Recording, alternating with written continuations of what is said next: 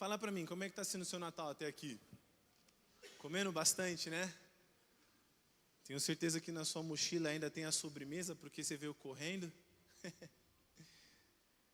Glória a Deus por estar aqui. Pô, se alguém quiser tocar um fundinho aí, galera, o varão da guitarra quiser fazer um fundo, pôr um fundo, eu vou ficar muito feliz.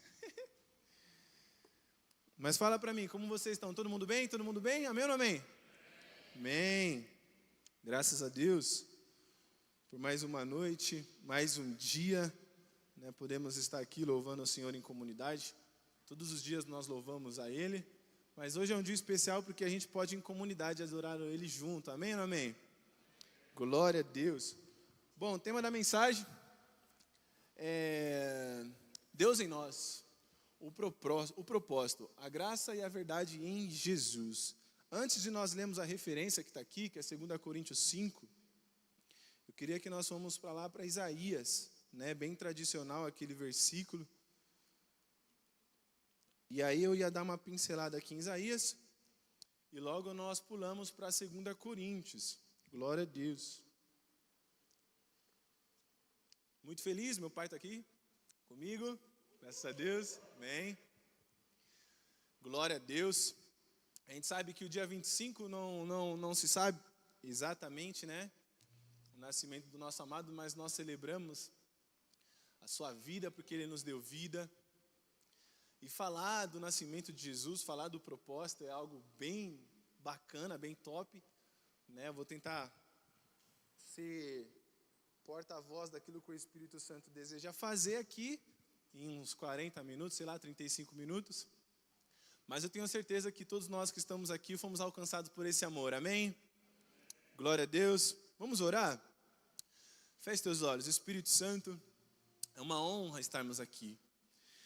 Nós, de fato, fomos alcançados por essa graça. Esse amor que virou carne e habitou entre nós, cheio de graça e verdade. Mesmo depois de 2000 anos se passado, estamos aqui neste século presente, falando daquele que morreu e que ressuscitou e que vivo está à destra do Pai e em nós e através de nós. Por isso, Espírito Santo, obrigado pela dádiva da graça que nos alcançou, o favor imerecido sobre a vida de alguém, sobre nós, que não fez nada para merecer.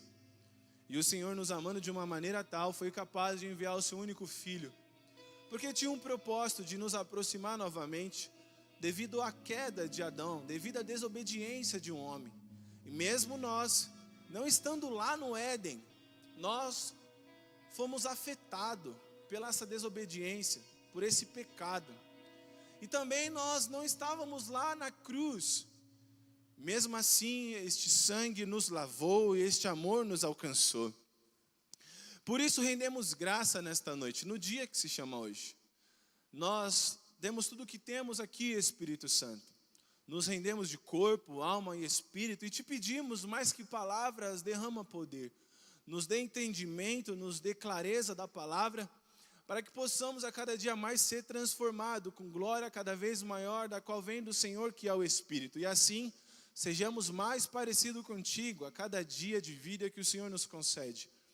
É um prazer nós estarmos aqui, porque sabemos que tudo vem de Ti e voltará para Ti. Então, obrigado, Espírito Santo, porque eu tenho certeza que você é o único que pode nos conduzir nesta verdade, nos arrepender, nos fazer ter consciência daquilo que nos atrapalha, do pecado que nos envolve, e correr para a corrida que foi proposta, diz o autor aos Hebreus. A corrida que não foi proposta é olharmos com os olhos fitos para Jesus Cristo, o autor e consumador da nossa fé.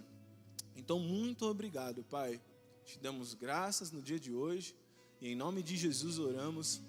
Amém, amém. Amém, gente? Glória a Deus. Vamos lá, Isaías 7, versículo 13. Eu vou ler só algumas referências, vou falar um pouco do contexto do capítulo 1 até o 39, e logo nós pulamos para o Novo Testamento, 2 Coríntios 5, 17.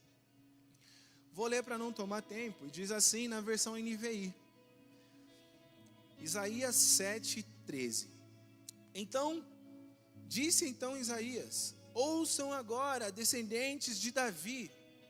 Não basta abusarem da paciência dos homens, também vão abusar da paciência do meu Deus.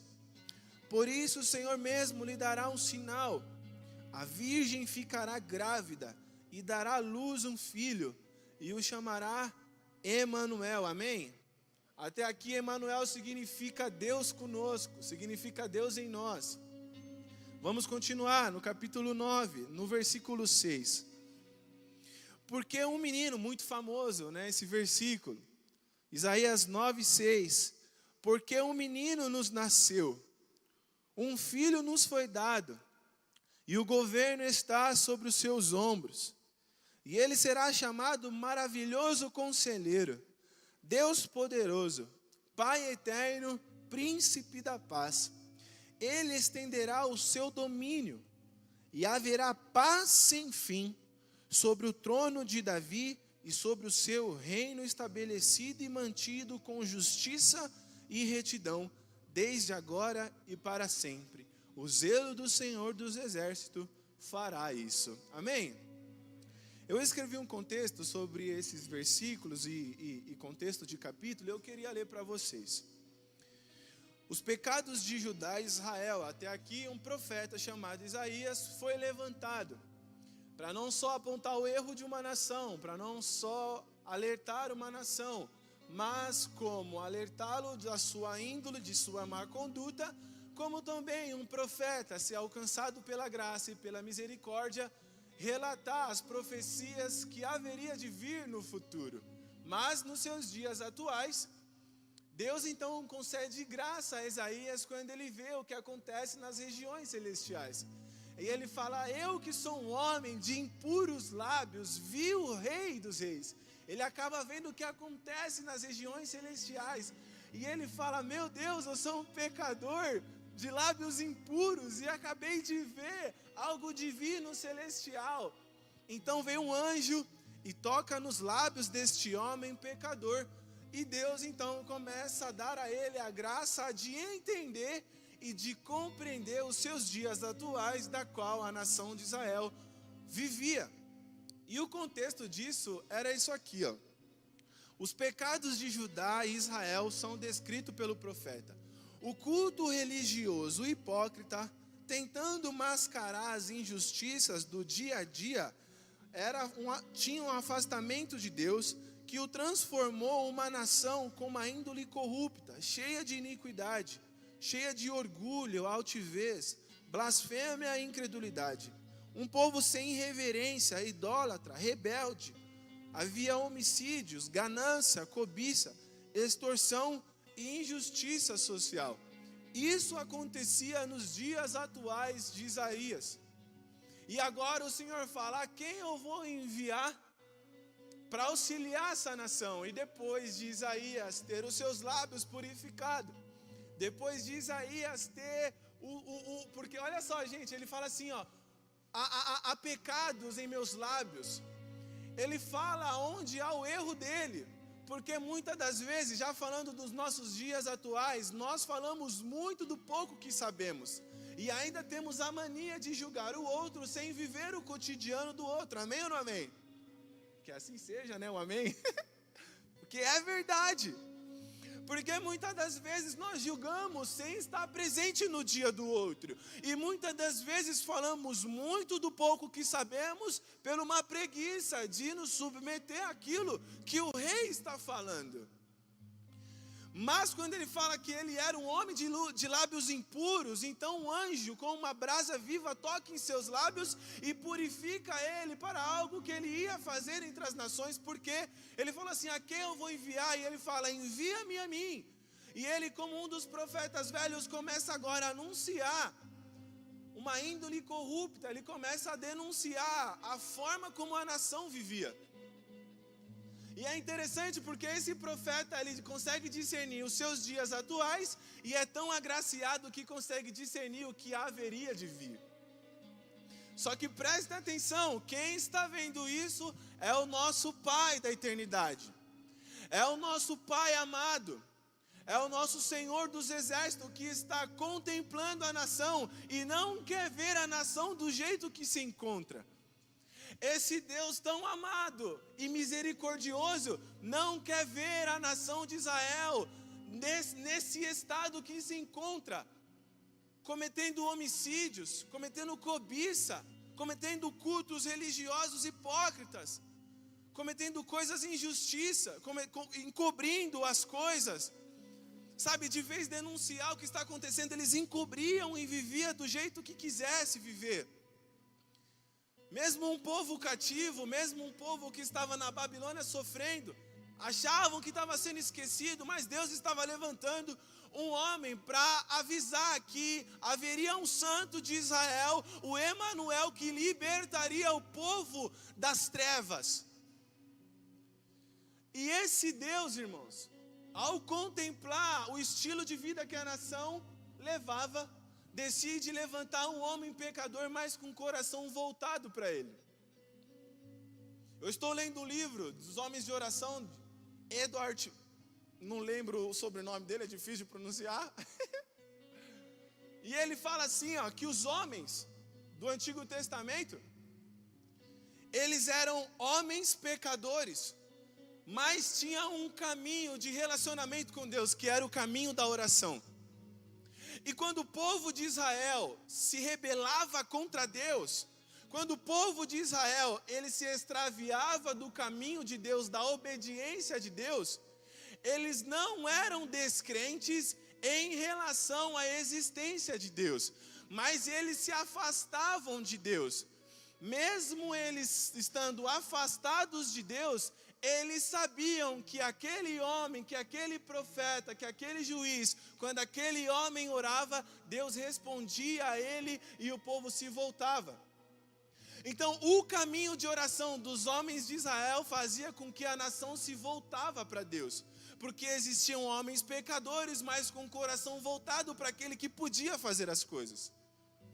Hoje na nossa igreja não é diferente, nós temos o costume de orar aqui na frente, sim ou não? Aí os irmãos que vêm aqui até na frente são pecadores alcançados pela misericórdia. E quem vai orar é pecador também. Porque nós acreditamos que a oração liberta. Porque nós acreditamos que a oração pode fazer muito em seus efeitos. Porque é Deus que se move através de um coração arrependido. Através de um coração sincero e quebrantado. Porque Ele dá graça aos humildes, mas Ele se afasta dos soberbos. E toda vez que existiu uma nação com um coração contrito e quebrantado diante daquele que pode fazer, a nação sempre se voltava para o Senhor. E mesmo ele vendo tudo isso, ele dá graça a Isaías para contemplar o que viria de vir, que era o santo de Israel, o Emanuel. E ele estabeleceria um reino de paz eterno. E o reino do seu Filho amado viria e veio, e estabeleceu o seu reino, e durante 3 anos de sua vida, ele estabeleceu o reino de Deus. Quando então o Pai revela a Isaías que o Emanuel viria, que era o Deus conosco, ele estava mostrando, irmãos, para nós que esse Deus se importa com a sua criação. Desde o Gênesis, irmãos, ele falava assim, aí viu Deus que era bom. Ele via a sua criação, ele falava, haja luz, e a luz aparecia, haja expansão, tudo aquilo que ele falava, e dessa forma ele achava belo. E a Bíblia diz que ele nos criou segundo a sua imagem e semelhança, irmãos, ele vê beleza em nós, ele vê beleza em você. E quando ele cria Adão para se relacionar diante de um jardim, irmãos, ainda que existia um lugar na viração do dia e Deus contemplava Adão na sua jornada no Éden, existia um lugar onde ele se relacionava com Adão. Porque esse Deus Criador deseja se relacionar com a sua criação. Porque esse Deus Criador que cria se importa com aquilo que ele criou. Só que por causa da desobediência de Adão, ele perde esse lugar puro e passa a habitar na terra, e labutando no suor do seu trabalho para poder comer e sustentar o seu trabalho, e a mulher então teria as dores de parto como consequência da desobediência de Adão. Quando vocês chegarem lá no céu, mulheres, dá um croque no Adão. Cabeção de marmita. Só que mesmo acontecendo isso, Deus não se apartou de sua nação. Ele olhava a sua nação de longe.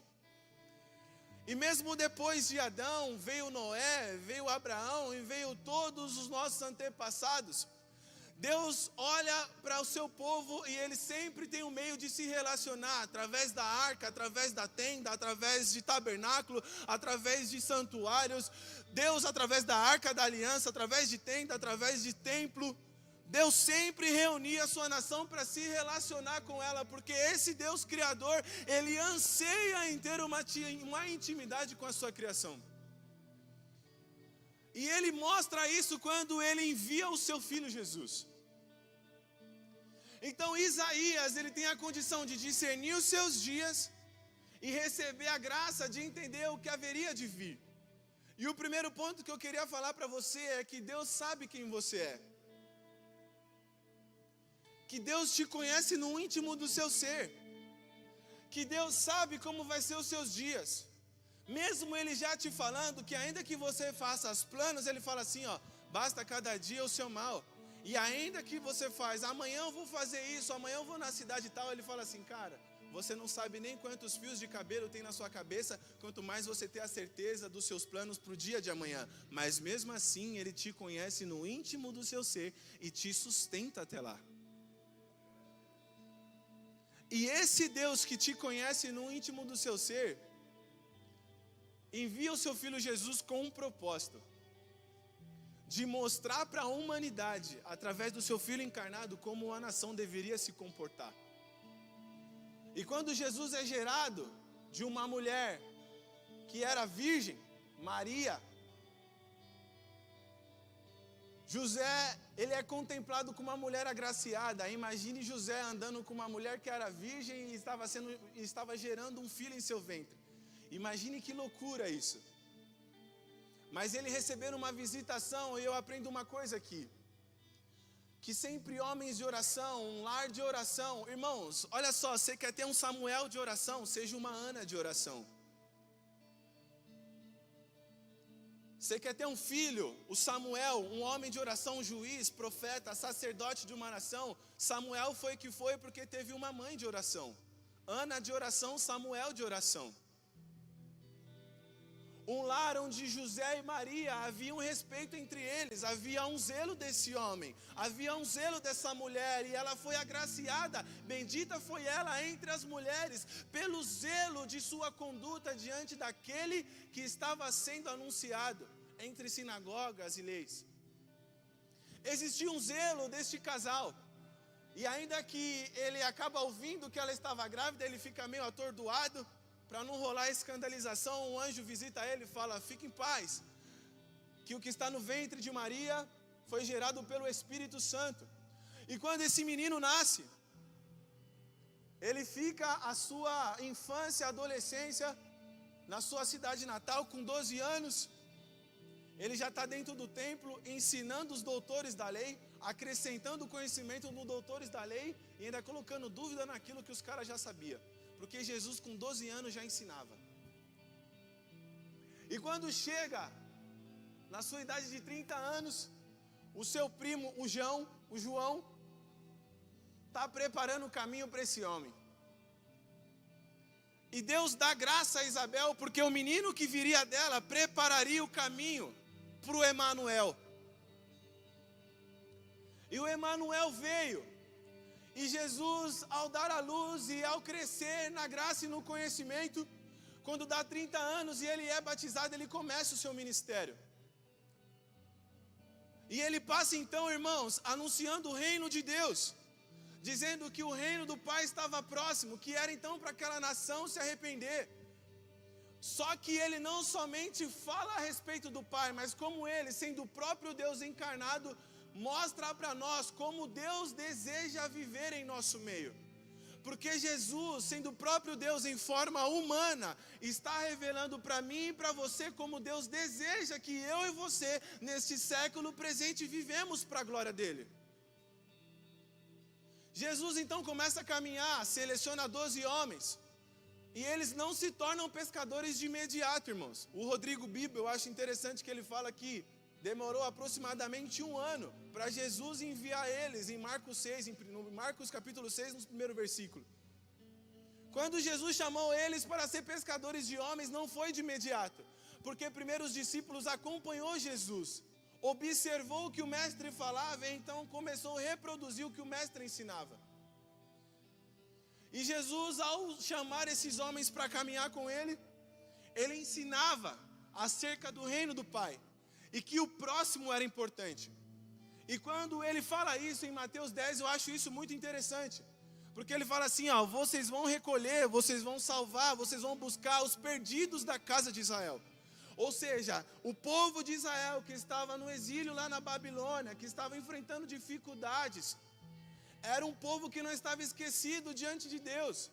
E os discípulos, ao caminhar com Jesus, estavam entendendo a autoridade exercida por Cristo, porque no Mateus 10 ele fala assim, ó, vocês vão ser enviados a resgatar os perdidos da casa de Israel. E nota uma coisa interessante, que ele fala assim, vocês não vão levar pão nem túnica extra, a não ser um bordão e a sandália. E o bordão era um cajado. Por quê? Porque um cajado era a forma como o pastor caminhava naqueles tempos. E se uma ovelha era extraviada, a ponta do cajado resgatava uma ovelha do aprisco.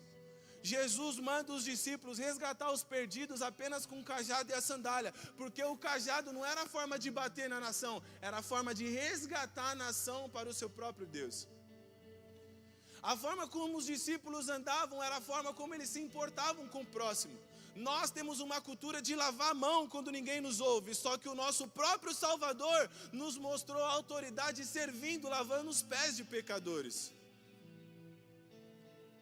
Nós temos uma cultura em que se a pessoa não nos ouviu 1, 2 vezes, 3 vezes, a pessoa está ali passando, sabe, te desafiando, você tem, eu lavo as minhas mãos para ela, mas o maior símbolo de autoridade nos mostrou servindo com uma toalha e uma bacia na mão.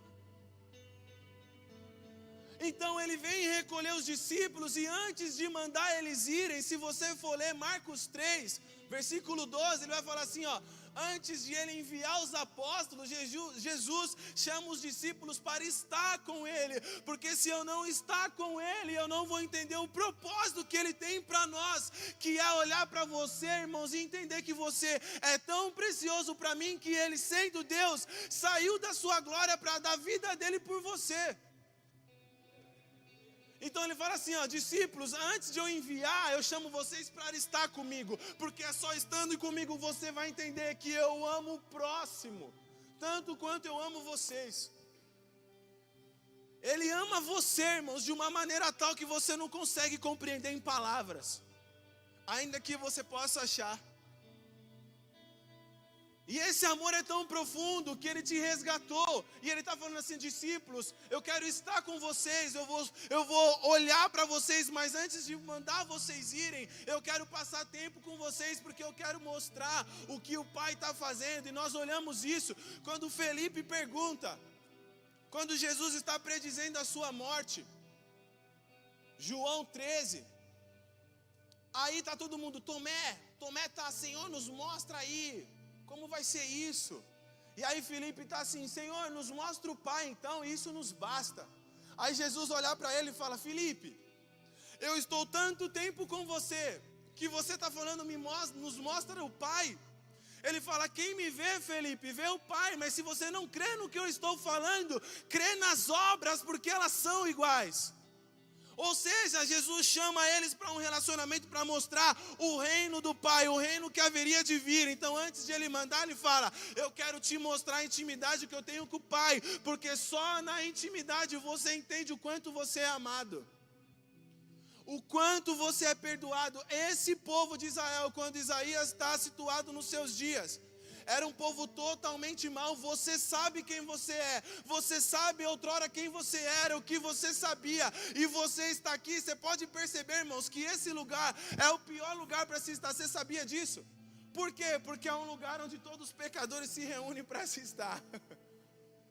é onde existe ex-traficante, onde mulheres se prostituíram, onde tem pedófilos, sabia? Onde tem pessoas que aliciaram crianças, onde tem homens que roubaram, ou pode ter homens, irmão, glorificando a Deus do seu lado, e esse homem talvez já te roubou no ponto de ônibus. E esse lugar é um ajuntamento de pessoas que são carentes da graça, porque esse pai olhou para a sua nação e falou: ainda que ela está desviada, ainda que ela está perdida como uma ovelha que não tem pastor, eu amo elas de uma tal maneira que eles não vão permanecer da mesma forma. Quando Isaías fala que o Emanuel haveria de vir e o seu reino seria estabelecido, não é só Jerusalém que nós estamos aguardando, irmãos, porque o próprio Jesus disse, ele falou assim: ó, eu vou para o Pai, mas não vou deixar vocês órfãos. O que ele está falando? Eu vou voltar para ele, mas o meu reino está em vocês. Ele estabeleceu o seu reino em nós. Por isso que é uma graça em verdade, porque Tito capítulo 2, versículo 11 vai dizer que a graça veio salvadora a toda a humanidade, dando à humanidade a condição de viver de uma maneira sensata, justa e piedosa, irmãos. Não é a graça gold vibe, a graça da Xuxa, tudo que eu quiser o cara lá de cima vai me dar. É uma graça onde ele está falando assim: Giovanni, eu te conheço, mas por te conhecer não vou te deixar da mesma maneira que te encontrei. É alguém que está dizendo assim: ó, vocês é pecadores, um tem incredulidade, um eu sei que vai me negar, mas eu estou chamando para estar comigo.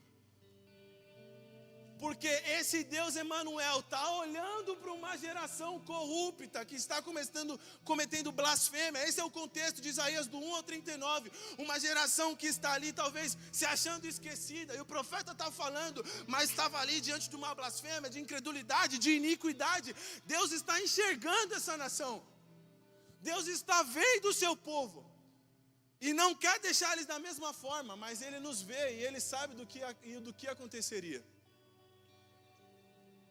E nós precisamos entender, eu estava conversando com um rapaz essa semana passada.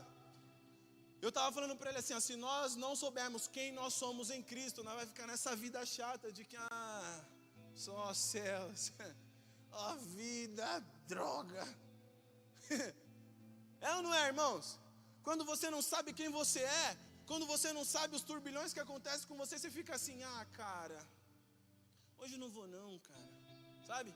Você fica como se dependesse de você para fazer alguma coisa. Quem está me entendendo aqui?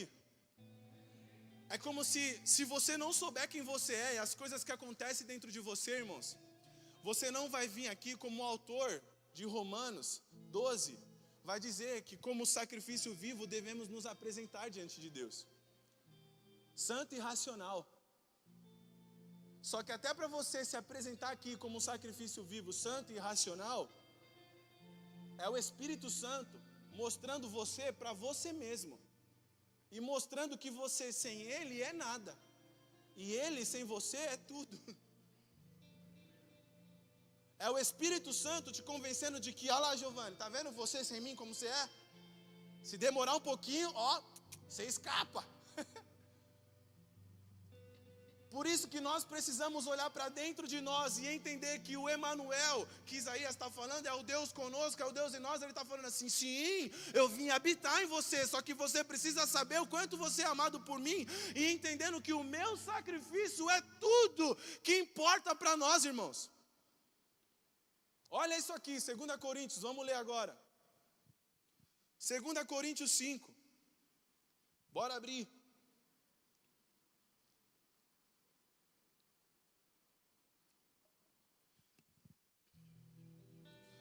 Nós temos que ser apaixonados por Ele. Porque nós precisamos entender que o próximo é importante, velho. Só que olha só, irmãos. Viver com o próximo é renúncia, velho.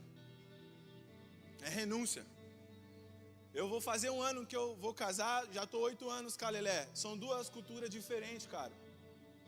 Ela teve um lar, os pais separaram desde criancinha, teve um lar diferente, eu tive um outro lar. Aí nós vamos nos unir com algumas bagagens, cheio de cacuete, cheio de coisas que eu cresci assim, vou viver assim, Gabriela, sabe? eu não cresci assim, sabe? E aí você fica assim, não, esse é meu jeito e ninguém vai mudar, sabe? Isso vem dentro da sua mochila, só que com Cristo não, velho. Com Cristo está falando, Giovanni, essa é a sua mochila, agora desça o seu jugo que é pesado e recebe o meu que é leve, vive com ela sob a minha graça. Ele está falando, Giovanni, a sua mochila te trouxe até aqui, ótimo, agora aprenda de mim que sou manso e humilde de coração e você vai levar ela para a eternidade junto com você. Por isso que graça, irmãos, não é uma parada assim, ó, tô suave. A graça é colocando você dentro de uma calça jeans molhada e ela falando assim, filho, vai para esse lado aqui, aprenda de mim que sou manso e humilde de coração. As coisas são lícitas, mas nem tudo convém. Quantos conhecem essa passagem? Né? A gente fala, tudo é lícito, mas nem tudo convém, sim ou não? Eu já vou ler a passagem. Só que a gente fala assim, ó, tudo é lícito, mas nem tudo convém, Sandrão. Achando que o que não me convém está no meu controle. Só que não te convém. Não convém ao Espírito Santo que você faça isso. Não é? Você está olhando um cenário e está falando assim, ó, tudo é lícito. Ela é lícito vir ali, é lícito ouvir aqui, é lícito ver ali, é lícito fazer isso, é lícito fazer tudo. Mas não me convém, não é que não te convém. O entendimento do não te convém é entender a graça salvadora. Mas o não te convém não é como se você tivesse o domínio da sua vida. Não convém ao Espírito Santo que eu faça isso ou aquilo. Porque Ele tem o intelecto e Ele intercede por nós com gemidos inexprimíveis, porque nós não sabemos orar como convém, diz a palavra. Então não te convém como falar assim, não, eu tenho domínio, sabe? Porque se bobear, você está na roda dos escarnecedores. Se bobear, você está numa roda de alguém que está fofocando. Se bobear, você está numa roda de alguém que está falando mal. Se bobear, você está fazendo coisas que não deve. E se você não entender que o Espírito Santo sente ciúmes de vós, porque você é santuário dele, aí fica difícil. Aí você acha que tudo é lícito, nem tudo convém, como se estivesse no seu domínio. Só que não, velho. Por isso que nós temos que perguntar, Espírito Santo, e aí? Para onde eu falo comigo, menino? Me dá entendimento, me dá discernimento, para que eu viva para a glória de Deus. Amém ou não amém? Isso é uma graça transformadora, irmãos. O Evangelho é o poder de Deus. E esses homens que foram alcançados por Jesus, não foram os mesmos homens. Eles não permaneceram no mesmo estado. E olha só, vamos ler aqui. 2 Coríntios 5,17.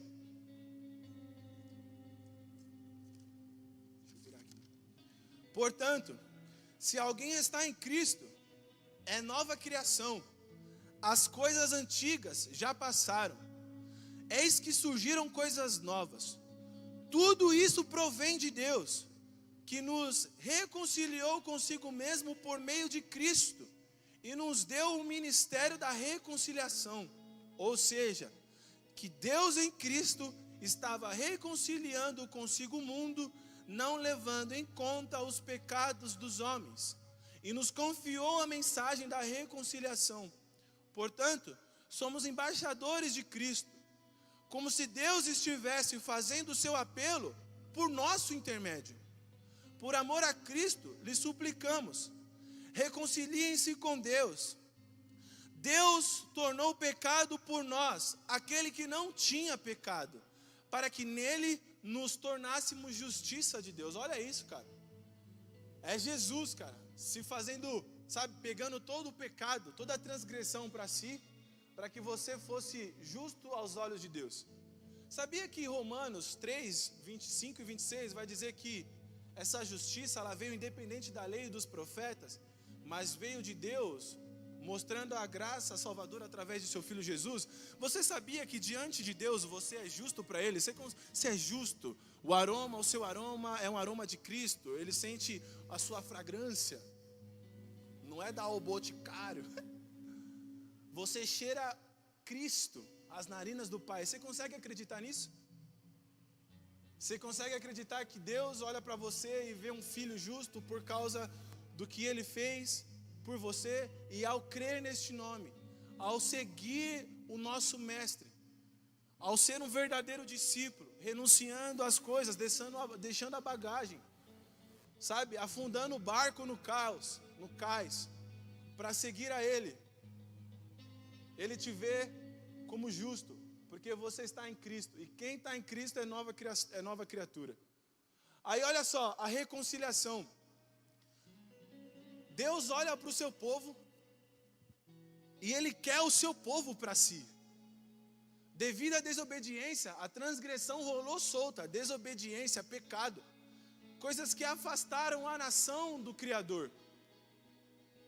E ao ver o seu povo numa inclinação da qual a lei ressaltava o pecado, mas não remia o pecado dessa galera, não dava a eles então a condição de viver com os olhos fitos, o Pai envia o seu Filho. E a Bíblia vai dizer que Deus em Cristo está reconciliando. E eu fui ver, tanto no latim, nós temos o nosso professor Sandrão ali, depois vocês podem perguntar o significado, assim, com mais base, glória a Deus.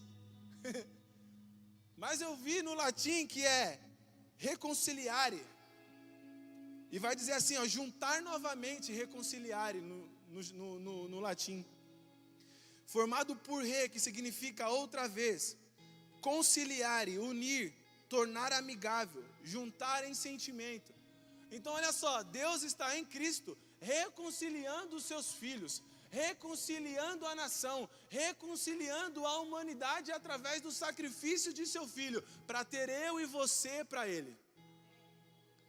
O que Deus está fazendo é amando o mundo de uma tal maneira que está enviando o seu Filho para que através da obra calvária na cruz, Ele tenha você novamente para Ele. E através dessa intimidade, Ele mostre você para você mesmo e não te mantém da mesma forma que te encontrou. A obra de Cristo, a forma como celebramos é entendendo que Deus me ama de uma tal maneira que deu o seu Filho para que eu tivesse agora um relacionamento pessoal com o Pai. Por quê? Porque a Bíblia diz que o Espírito Santo clama Abba. Quem já ouviu isso? O Espírito Santo clama Abba Pai, que significa paizinho. Ou seja, o Espírito Santo que habita em mim e você está falando assim, ele está clamando por intimidade com o Abba. O Espírito Santo está clamando Abba, ele está falando assim, ó, tenha intimidade com aquele que te criou e que remiu os seus pecados, porque outrora éramos transgressores. Então, irmãos, o propósito de nós estarmos aqui celebrando toda quinta-feira, todos os domingos, todos os dias, até a volta dele, é entendendo o que ele fez por nós. Porque só você sabe o que se passa aí dentro. Só você sabe que se você não segurar as coisas que se passam aí dentro, você ia ser uma pessoa de poucos amigos. Só você sabe que se o Espírito Santo não governasse você, você seria uma pessoa totalmente má, cara. Você seria uma pessoa totalmente egoísta, egocêntrica. Você seria uma pessoa que só pensasse no eu, quando Deus está falando que Ele é nós, Ele é o Pai nosso. Deus é nós, é nós. Deus é o Pai nosso, Ele não é o meu Pai. Ele é o meu Pai no meu quarto, mas Ele é o Pai nosso. No meu quarto eu estou clamando Abba Pai, de intimidade. Só que Ele não é o eu, a gente fica só olhando para o eu, só olhando para o eu. E se der, o outro recebe as migalhas. Só que Ele é o Pai nosso e Ele se importa tanto com nós, que enviou o seu Filho, o menino Jesus. Se coloque de pé. Com o propósito de te resgatar. Só que eu queria que nesta noite nós pudéssemos olhar para dentro de nós e entender que se não fosse essa graça, nós não seríamos dignos de falar desse nome. Porque a graça, irmãos, a graça é nos livrando da ira que estava reservada para nós por causa do pecado. Giovanni, mas quer dizer que nós não somos pecadores? Todo dia que você olha para dentro de você tem uma inclinação, mas Ele resolveu isso. Só que agora tem uma condição, o Espírito Santo está falando assim, ó, eu habito em você, eu sou sua casa, eu sou sua morada. O Espírito Santo cogita das coisas de Deus, o Espírito com E maiúsculo. E o Espírito com E minúsculo concede as coisas do homem, das coisas da alma. E você sabe o que se passa na sua alma. As coisas que você carregou na sua infância, as coisas que você carrega até aqui, o que foi resolvido graças a Jesus Cristo. E depois dessa coisa resolvida, depois dessa questão da sua vida resolvida na cruz do Calvário, você sabe que você está aqui por causa dele, vive por meio dele, vive para ele, porque tudo é para ele. E você hoje entende que como sacrifício racional, você sabe que se não fosse ele, irmãos, nós não estaríamos aqui, não teríamos a condição de ajudar o próximo, cara. Porque ninguém te ensinou a perder, só te ensinou a ganhar, né? E aí quando você perdia, ninguém sabia te consolar, mas ele vai falar aqui que ele é o conselheiro. Ele é o príncipe da paz. Você precisa de paz, ele é a paz. Você está com fome, ele é o pão da vida. Você está com sede, ele pode matar a sua sede. Você está perdido, ele é o caminho. Você está nas trevas, ele é a luz. Você não está encontrando a porta, ele vai dizer, eu sou a porta das ovelhas, e quem entra por mim encontra a pastagem. Ele vai falar, está pesado o seu jugo, recebe o meu que é leve. Ele quer te mostrar que na liberdade que ele tem para nós, é muito mais que uma liberdade onde o eu sobressai, mas sim ele se sobressai em nós. E por causa da sua graça podemos viver de uma maneira sensata, justa e piedosa. Podemos. O reino dele está em nós. Nós vemos muitas injustiças, você não faz parte dela, você quer solucionar ela. Isso é Cristo em nós. Você está vendo alguém necessitado, você fala assim, deixa ele está aí porque merece. Não, você vai lá e estende a mão, isso é graça. Porque você sabe que ele estendeu a mão. Alguém está passando crise financeira, você tem lá o dinheiro e você fala assim, vou dar. Aí você não vai falar, ele é pobre, ele está ali porque merece. Não, você vai lá e estende. Por quê? Porque o verdadeiro jovem rico deixou tudo na sua glória para te salvar. Quando nós entendemos o que Jesus fez por nós, como tem sido publicado nesses dias, né? A nossa lista natalina fica menor.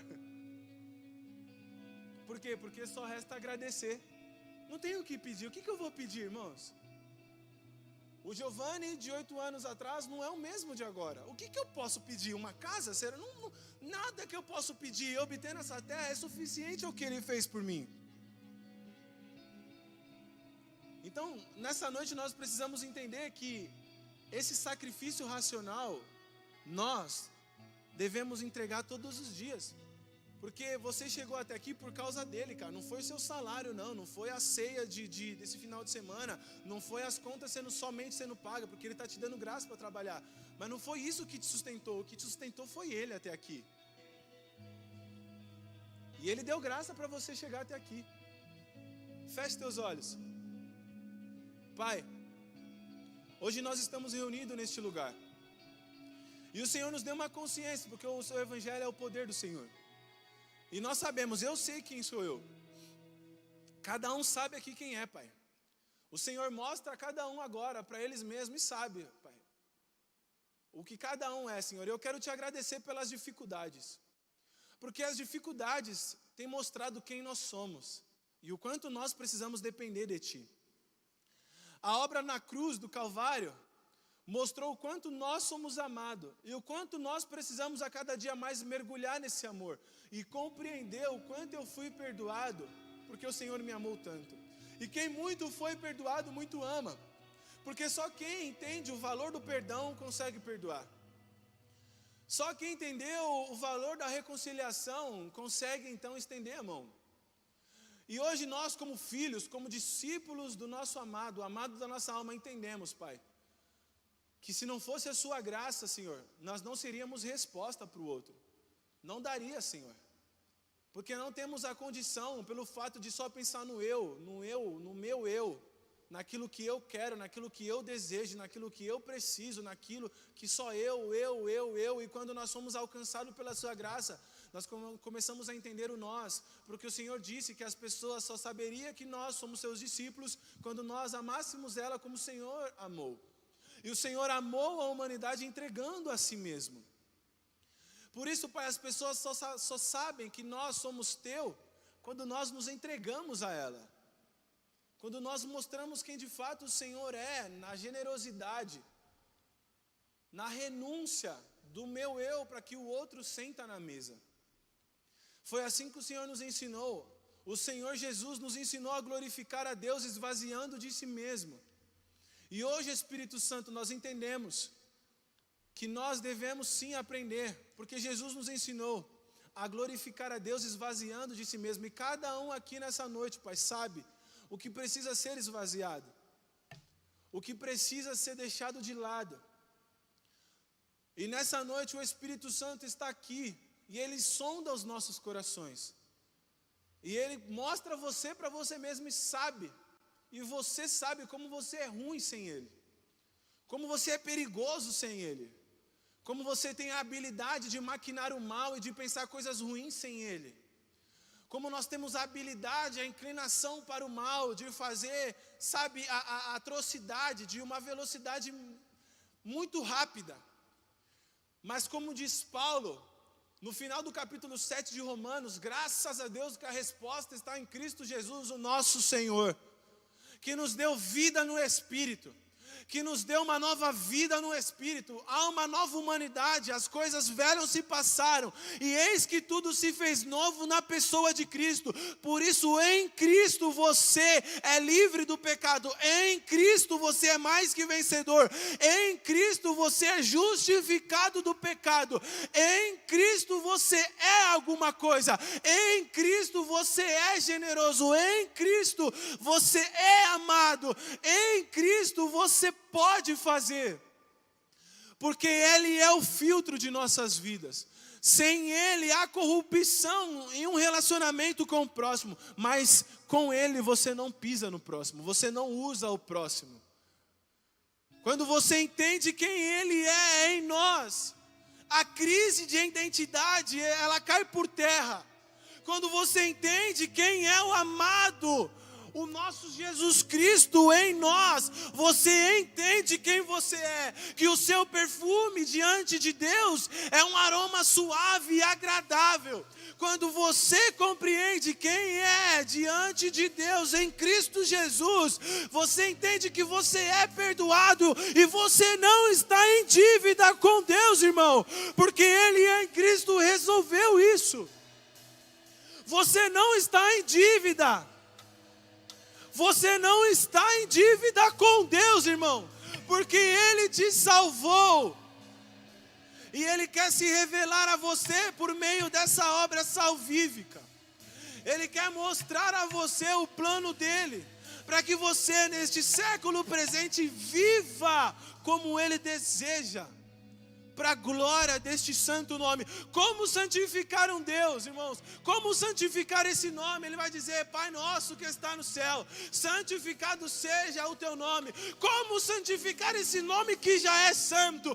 Por meio da graça salvadora de Jesus Cristo, Ele te concedeu o Espírito Santo, e por meio do Espírito dele, nós podemos viver de uma maneira sensata, justa e piedosa diante dele, e conforme andamos nessa graça verdadeira, o nome dele é santificado no próximo. O nome de Deus é santificado quando eu e você vivemos para a glória deste reino. O nome de Jesus se torna conhecido quando os discípulos entenderam isso. Se tornou convencido, se tornou conhecido dentre os povos. E Ele está fazendo discípulos para que até os confins da terra esse nome seja conhecido, e reconhecido e adorado. Então nessa noite, se você está aqui, irmãos, e entende que você é alcançado por essa misericórdia, você entende que se não fosse Ele, coloca a mão no seu coração. Coloca a mão no seu coração e agradece, começa a dizer: Espírito Santo, se não fosse você, eu estava perdido nas minhas iniquidades. Fala para Ele: Espírito Santo, se não fosse esse amor, eu estaria perdido nas palavras de maldição que lançaram sobre mim no passado. Diz para o seu pai aí: Pai, se não fosse o seu amor por mim, eu estava perdido nessas crises. Eu estava agora com o meu barco no caos.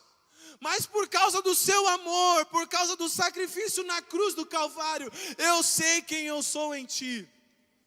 Diz para ele com palavras, porque ele sabe quem você é e você sabe quem você é.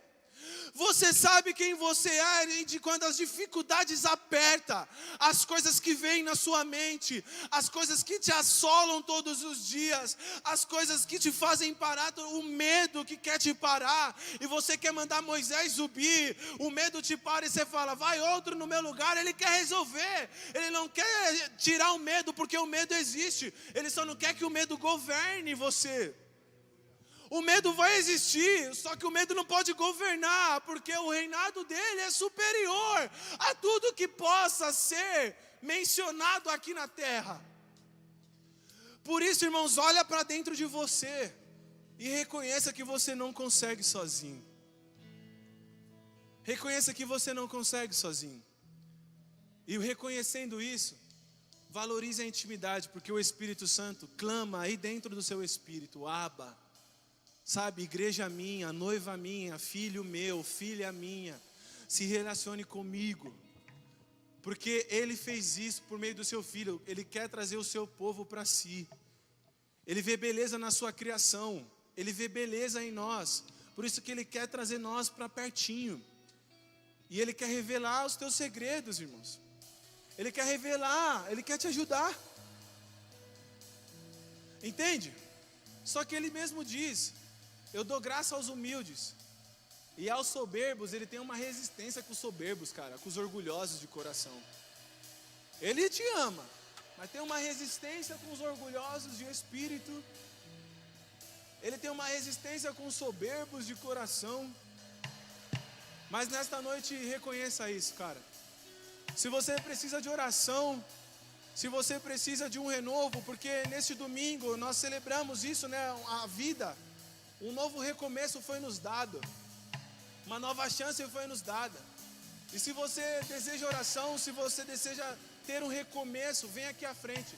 Se você sabe que você não consegue sozinho, se você sabe que você depende dele, e cara, e precisa de uma oração, vem até aqui à frente. Só Ele pode fazer, cara, isso por nós. É só Ele que pode fazer, cara. É só Ele que pode. É só Ele que pode trazer alívio. E Ele escolhe pecadores para orar por você. Pecadores salvos. Pecadores remidos pelo seu sangue. Pode cantar. Aleluias. Continue com a sua mão no coração e começa a enxergar você, cara. É você mesmo. Ele te vê em qualquer situação. Em qualquer situação Ele te vê. Em qualquer situação. E Ele não quer deixar você da mesma forma. Você reconhece essa verdade, cara? Reconheça isso. Espírito Santo, tens liberdade aqui. Aleluia.